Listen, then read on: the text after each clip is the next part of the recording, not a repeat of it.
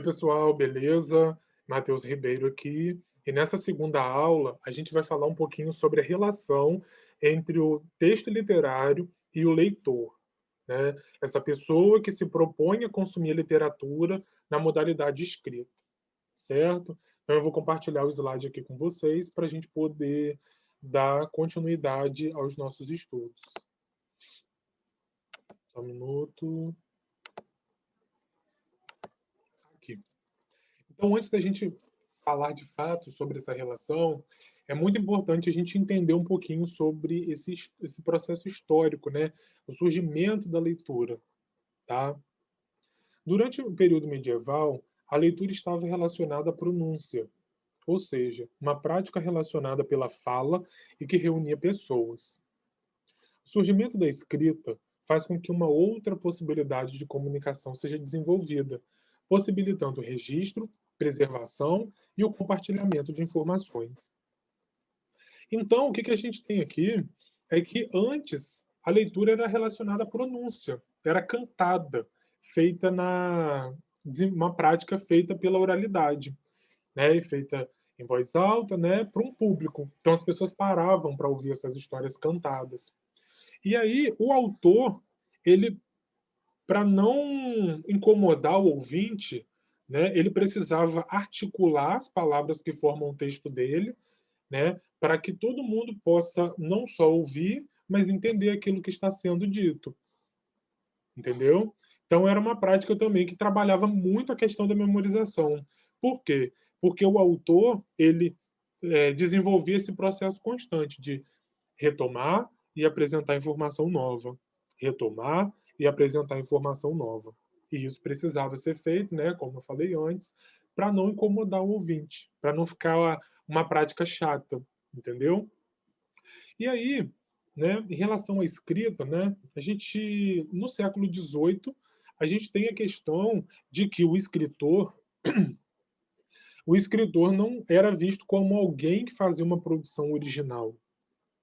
Como assim? É, ele fazia a produção do seu texto, ele tinha essa certa liberdade de atribuir o sentido que ele quisesse, as intenções, né? Enfim, tudo que ele quisesse colocar, ele poderia, mas, né, tinha como critério, né, a aproximação da obra dele com as obras tradicionais, as obras consagradas, né, clássicas, certo? Então, por conta, né, por haver essa ideia de ter os textos consagrados como referência, provocava muito essa ideia de comparação entre as obras produzidas. Então, se a obra A tinha 5 características e a obra B tinha 8, a obra B era vista como uma obra melhor, era mais prestigiada, né? E a outra era desprestigiada, era desconsiderada, né? Faziam-se críticas sobre ela, tá certo?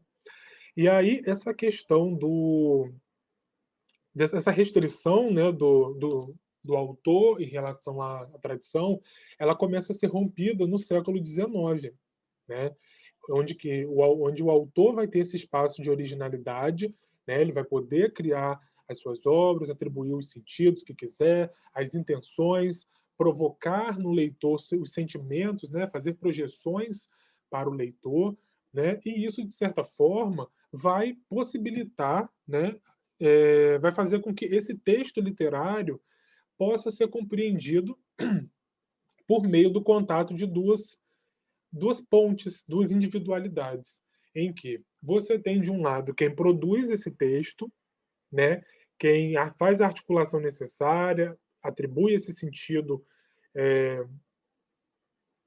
conforme o seu bem entender, né? E a gente tem essa pessoa que vai consumir esse texto, né?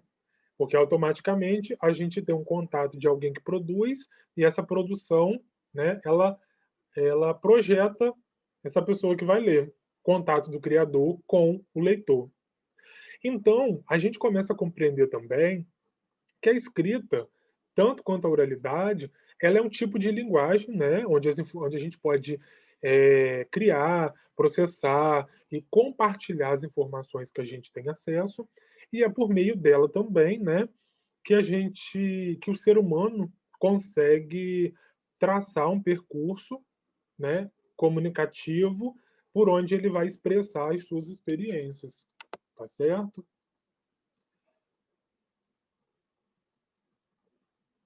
Aqui. Em relação à leitura, é preciso compreender que o texto literário é um instrumento que serve de acesso para que o sujeito participe de diversos espaços sociais. A partir do pacto de leitura, contato dialógico entre os textos literários, né, escritor e leitor, esse pacto faz com que o processo, né, quer dizer, esse pacto de leitura possibilita esse desenvolver efetivo. Ou seja, aqui a gente começa a ver que a leitura, né, o papel formativo da leitura, principalmente do texto literário, né, essa contribuição para a formação do sujeito, tanto enquanto sujeito leitor, quanto em relação ao sujeito que está situado em determinado meio social, né? E a gente tem essa questão do pacto da leitura. O que acontece?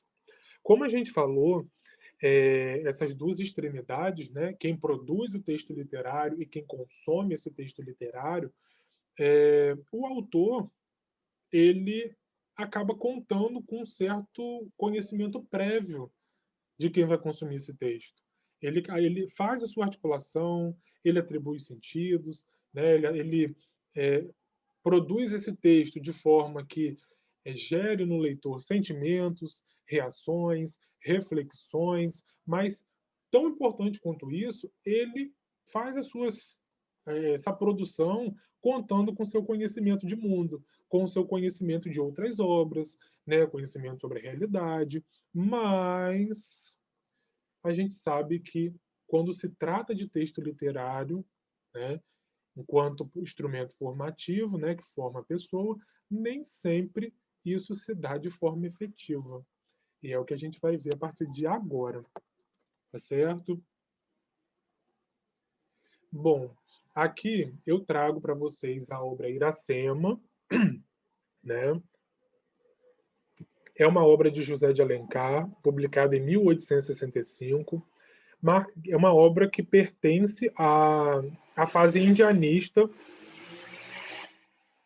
Desculpa, gente, foi a moto. Moto na rua.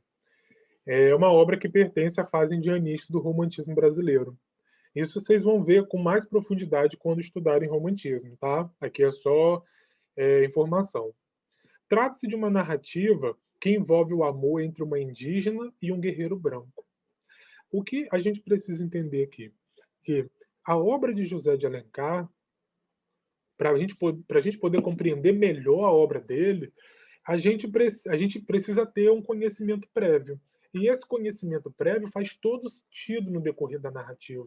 Por quê? Porque é muito mais sobre um contato de uma mulher com um homem, né? De um amor platônico, proibido, entre uma indígena e um guerreiro branco. Mas marca também, né, esse contexto histórico do Brasil, né? Uma terra desconhecida, né? Onde os portugueses entram, chegam aqui, né? Esse contato com os indígenas, essa questão colonizadora, né? Então, a obra de José de Alencar fala muito mais, vai muito além desse amor, tá certo? Trabalha essa questão, esse primeiro contato, né? Não vou ficar dando muito spoiler, senão perde a graça, né? Mas traz também a questão das guerras, né, entre os povos indígenas, traz esse contato, é, esse amor, né, digamos assim, proibido. Eu não vou falar muito sobre o amor proibido, porque a gente vai ver isso na atividade, tá? Vocês vão fazer uma atividade, a gente vai ter uma atividade que vai trabalhar especificamente sobre isso. Então, é, compreender que compreender esse contexto histórico do Brasil é fundamental para entender Iracema. Você consegue ver com mais clareza os acontecimentos, as guerras, né? O sentimento de tristeza de Martim, a tristeza de Iracema, esses momentos de tensão entre os dois, de afastamento, de retomada, né? É muito importante compreender que o texto literário vai muito mais do que a escrita, do que elementos de morfologia, de sintaxe, é sobre o autor atribuir sentidos, e cabe a mim e a você, leitores, né, começar, né, ficar nessa busca para entender o que está acontecendo ali. Por que, que o autor trabalhou o romance dessa forma? Né? Qual o sentido, qual a intenção do autor? Certo? É a partir de Iracema que a gente vai começar a compreender alguns aspectos que poderiam ser fatores que distanciam o leitor do texto literário. E aqui a gente tem o primeiro motivo, que eu imagino que é motivo para a maioria das pessoas, né, se não for todas, aquelas que ainda não têm o contato com leitura, principalmente com a leitura literária, que é o alto preço. Né? Porque o que acontece? Se a gente para perguntar às pessoas, se dar a elas duas opções de escolha, se elas vão. O ônibus está atrapalhando. Se elas. O que elas vão preferir, né, no caso, entre um livro e alguma coisa pessoal, né, um perfume, uma blusa, uma sandália, enfim, a tendência é que o livro, seja ele qual for, mas a gente vai falar aqui do livro literário, do texto literário, a tendência é que essa obra literária seja deixada de lado, né? No sentido de, eu tenho outras prioridades, então o texto literário pode esperar mais um pouquinho. Quando der, eu leio. Tá? E aí, essa postura, essa reação do sujeito, faz com que a leitura seja entendida como algo luxuoso, como um hábito luxuoso, né? E restrito, de certa forma. Luxuoso no sentido de só ler quem tem uma condição econômica flexível para poder estar comprando os livros, né? Vendo, enfim, vendo sinopse, vendo resumo, e aí se sente instigado e aí vai lá e compra o livro. Né? Acaba sendo essa questão luxuosa e restrita também. Né? E aqui eu coloquei um tópico assim: leituras digitais como alternativa para o contato. Hoje, né, a internet faz mais do que parte da nossa rotina, da nossa realidade. Tudo que a gente quer saber, a gente vai para o Google, vai para o YouTube, né? vai para sites específicos. E com a leitura não é diferente.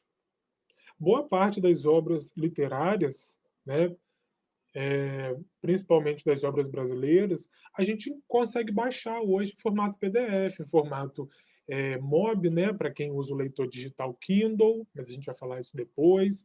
Então, o que eu estou querendo dizer? Que hoje a internet funciona como essa agente que estreita, né? Já não existe tanta desculpa mais para ficar longe do texto literário. Tem como você baixar. E em relação à literatura clássica brasileira, o site Domínio Público é onde se encontram várias obras clássicas. Você tem lá Machado de Assis, você tem lá Iracema, né, de José de Alencar, você tem Aloysio Azevedo, você tem, enfim, uma quantidade relevante, uma quantidade grande de escritores consagrados que marcam, né, esse cânone literário que tem o Brasil. Tá certo? Continuando. Agora a gente vai falar um pouquinho sobre um outro fator muito falado pelas pessoas, que é sobre a linguagem empregada na obra. Quem nunca ouviu falar, vou desanimar desse livro, vou deixar esse livro de lado, porque tem uma linguagem muito difícil, eu não consigo entender, tem vários termos que eu não conheço. Quem nunca ouviu isso? Ou quem nunca disse isso? Né? Aqui eu não sei se dá para ver, dá para vocês verem, mas eu trouxe o capítulo 2, né, um trechinho do capítulo 2 de Iracema. Eu vou estar lendo aqui e a gente vai começar a compreender um pouquinho sobre essa questão da linguagem.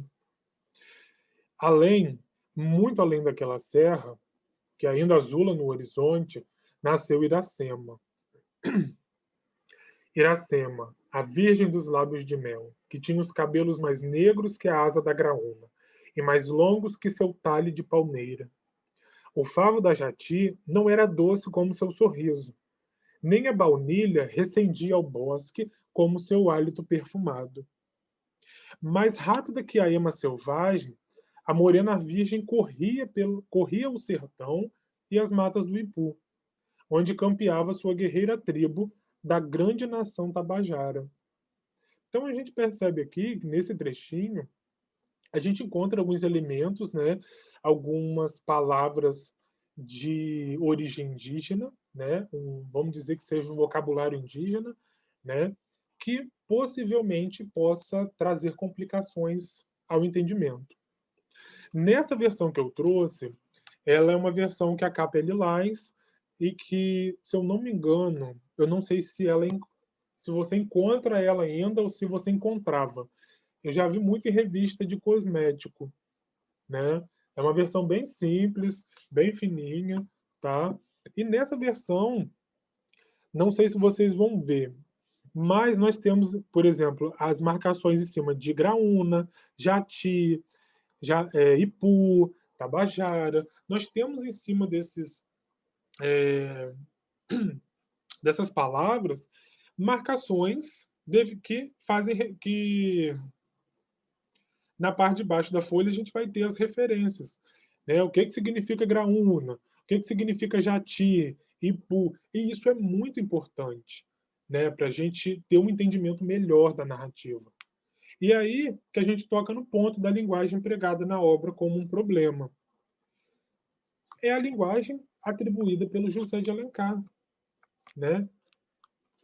Vamos pensar, se uma editora decide fazer uma publicação contemporânea, moderna de Iracema, né, e ela achar que é necessário remover esses elementos indígenas, né, essas palavras indígenas e colocar palavras modernas, a gente, de certa forma, desconstrói, né, desfaz toda a estética do texto, desfaz toda a beleza do texto, né, esse contato esse contato não, essa presença indígena marcante, não apenas no personagem, mas na linguagem. E isso ajuda a gente compreender a obra como uma obra que faz parte da fase indianista. Entendeu? Então, quando a gente estiver diante de um texto literário em que existem vários termos desconhecidos, é interessante a gente, enquanto leitor, a gente buscar saber o que é, o que significa, né? Qual o sentido dessa palavra nessa narrativa, porque ela ajuda a ampliar o nosso entendimento, sabe? O autor, né? A gente falou antes, o autor produz a obra para mexer com você, para promover reflexão, para você ter seus sentimentos envolvidos, né? Tem gente que se emociona no final de Romeu e Julieta, por exemplo, né? Então a gente percebe essas intenções do autor. E aqui a linguagem é um elemento fundamental, sabe? Em relação à estética, né? Em relação à construção, à beleza, e sem falar que é uma obra que marca essa questão do passado histórico do Brasil. Desculpa, tá certo? E aqui, para a gente finalizar, a gente vai compreender de uma forma bem breve uma questão que roda a internet de uma forma, vários sites, se você botar assim, livro impresso, livro digital, aparece vários sites fazendo abordagens, né, comentando.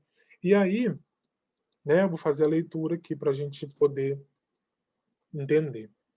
O livro impresso foi e continua sendo o suporte preferido da maioria daqueles que possuem um hábito de ler. No entanto, o surgimento dos leitores digitais abre espaço para que ambos os suportes possibilitem a experiência literária. Então a gente tem aqui, galera, essa questão, né, do desenvolvimento tecnológico que envolve todas as partes da sociedade, né, envolve a nossa vida, a nossa rotina, e com a leitura não foi diferente. Durante muito tempo, a leitura era restrito ao livro impresso. E aí tem algumas questões que faz o pessoal ser amante de livro, né? Aquela capa muito bonita, com cores, com traços, a folha amarela que ajuda na leitura, e é muito bonita de se ver, tem gente que ama, eu adoro, né? Mas hoje em dia, a leitura não se resume apenas no livro impresso, tá? Por mais que seja a preferência da maioria das pessoas, beleza? Então a gente tem, né, nos tempos atuais, o entendimento que o livro impresso ele hoje precisa abrir espaço para a leitura digital. E essa leitura ela pode ser feita pelo computador, pelo notebook, pelo próprio Kindle, né? Imagino que vocês já devam ter ouvido falar do Kindle, que é um leitor de e-books, né? Que é um dispositivo dedicado à leitura digital, né? Então, pensar no fim do livro, pensar que a leitura digital vai substituir por inteiro a experiência do livro impresso, é fazer uma afirmação muito incerta. Se a gente pensa que é o leitor, que é o consumo, né, no caso por parte do leitor, que faz determinada coisa se perpetuar. Então, a gente pode pensar o quê?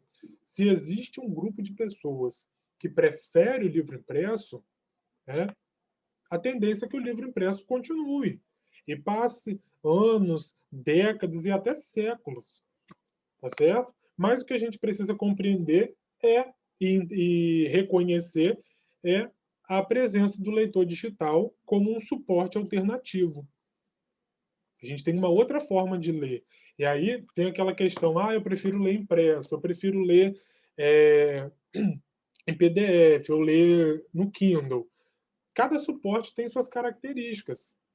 No caso da leitura digital, você tem a questão da portabilidade, né? Você consegue levar vários livros para qualquer lugar sem carregar peso, né? Sem ter o risco de molhar, de rasgar. Mas uma questão do livro impresso é essa praticidade. Se você está procurando um capítulo e quer marcar com marca-texto, com post-it, enfim, você tem essa mobilidade no livro impresso, certo? Então eu finalizo a aula dizendo que a leitura digital hoje ela surge como uma alternativa que visa estreitar, né, diminuir essa distância entre o texto literário e o leitor, tá certo? Então, eu vou encerrar o compartilhamento aqui. Então é isso, pessoal. Espero que eu tenha conseguido trazer uma explicação prática, funcional para vocês, tá certo? Desculpe as vezes que eu gaguejei, os barulhos no fundo, mas pandemia traz isso, né?